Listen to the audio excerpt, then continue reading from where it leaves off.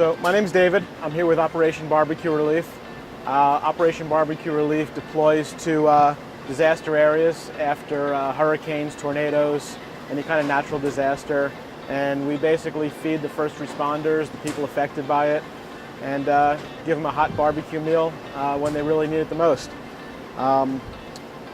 Here with Blue Rhino, one of our awesome sponsors, and today I'm going to make vegetables kind of in a little foil pocket.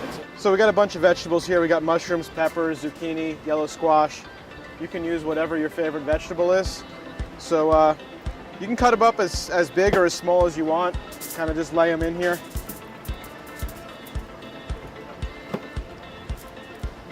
You don't want to put too many in. You can do multiple packs of this.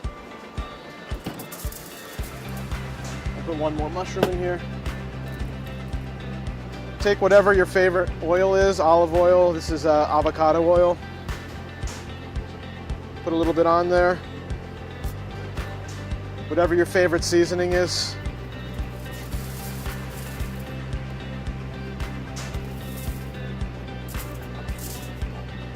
Then you just kind of fold it up like a pouch.